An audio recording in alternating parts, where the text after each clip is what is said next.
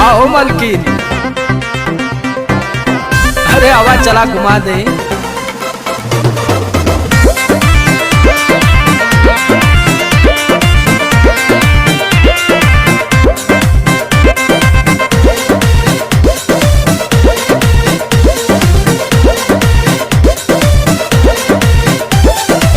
चलो ना जानू आज पटना घुमा दूं। अच्छा? चल के बजरिया में शॉपिंग करा दूं।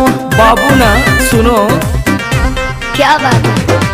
चलो ना जानू आज पटना घुमा दूं। चल के बजरिया में शॉपिंग करा दूं।